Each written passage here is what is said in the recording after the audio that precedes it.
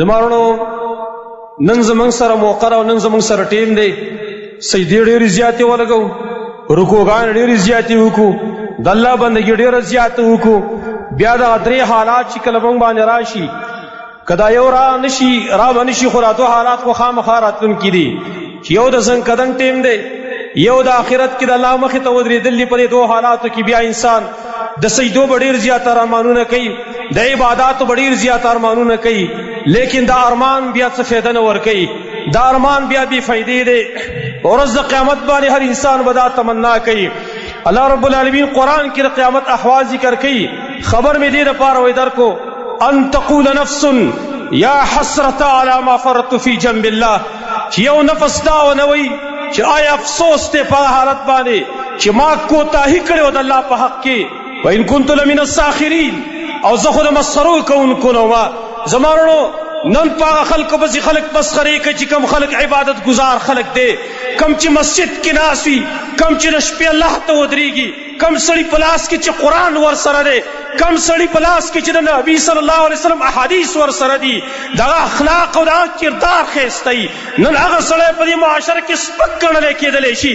دې سړي ته پته نشته دی چې دا هغه ورځ بیا را روانه ده، د هغې لپاره تیاری کې چې انسان به وایي ان تقول نفس یا حسرة علی ما فرطت فی جنب الله.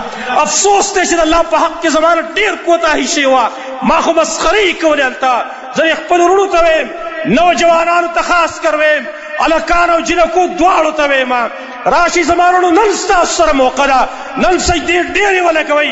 د شیخ ابن عثیمین رحمه الله خبر زه اکثر ذکر کوم چې او فرمایل اے نوجوانانو نن ډېرې سجدې الله ته ولګوئ، داسې ټیم را روان دی، د سجدې موقع و بیا تاسو ته نه میلاویږي.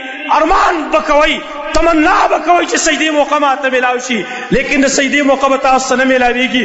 علي بن ابي طالب رضی الله عنه ځکه فرمایلي، حدیث د بخاري کې راغلی، او فرمایل ارتحلت الدنیا مدبره، دنیا ګوره روانه ده، مخ په وړاندې روانه ده، تېرېدو واله ده. وارتحلت الاخره مقبله، آخرت را روان دی. ولکل واحد منهما بنون، او د هر یو دپاره خپل خپل اولاد شته دی. فکونوا من ابناء الاخره، دا دو آخرت بچی جوړ شئ، ولا تکونوا من ابناء الدنیا، د دنیا بچی مه جوړئ کوي. فالیوم عمل ولا حساب، نن ګوره عمل شته دی، حساب نشته دی. وغدا حساب ولا عمل، او بیا سبا له حساب دی، بیا عمل نشته دی. زما وروڼو نن ټیم مه ضایع کوئ. نن په فیسبوک تاسو ته څه میلاویږي چې ګنده فلمونه په هغې باندې ګورئ، یوټیوب باندې څه میلاویږي تاسو ته چې ګنده فلمونه پرې ګورئ، په دې ګانو اورېدلو څه میلاویږي تاسو ته، په دې ګیمونو باندې څه میلاویږي تاسو ته. څوک پبجي ګیم کوي، مختلف قسمه ګیمونه په دې فیسبوک باندې خلک کوي، یو قسم ګیم دی بل قسم ګیم دی، په دې اخر میلاویږي تاسو ته څه. خپل قیمتي اوقات مه ضایع کوئ. قسم بالله یو سیکنډ زما دا سرو زرو نه ډېر بهتر دی، د سپینو زر ډېر بهتر دی. ولې یو سره سپین چې ضایع شي بېرته به واپس شي، بېرته بیا راتللی شي، لیکن د ګړۍ دا کم سیکنډ چې اوړي دا چرته بېرته واپس کېږي نه. او دا خبره موږ مخکې ذکر کوو بار بار. ای زما وروڼو، کله چې د ګړۍ دا سیکنډ اوړي او دا سیکنډ دا ټک ټک کوي، مشهوره خبره ده، وایي دا خیال مه کوه چې بس دا وخت دی تیر شو، د دې ګړۍ دا سیکنډ دا بس مه ګڼه، دا بې فایدې مه ګڼه.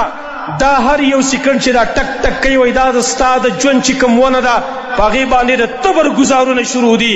زه یې خپلو وروڼو ته ټول ته درخواست کوم، د عیسی علیه السلام د نزول نه وروسته به خلک د سجدو ارمانونه کوي، قیامت کې به د سجدو ارمانونه خلک کوي، او کله چې زنکدن شروع شي په هغه ټیم کې به خلک د سجدو ارمانونه کوي. زما وروڼو موږ پیدا څه دپاره یو، کوو موږ څه، الله زموږ نه څه غواړي موږ کوو څه. الله رب العالمین خو زه پیدا کړی یم د دې لپاره، وما خلقت الجن والانس الا لیعبدون.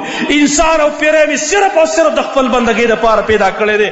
لیکن نن زه د دنیا بچی جوړ شیم، د دنیا لذتونه، د دنیا خواهشات په هغې کې مبتلا یم. رسول الله صلی الله علیه وسلم موږ ته ځکه فرمایل اکثروا ذکر هاضم اللذات، هغه شي تذکره ډېره زیاته کوئ چې هغه خوندونه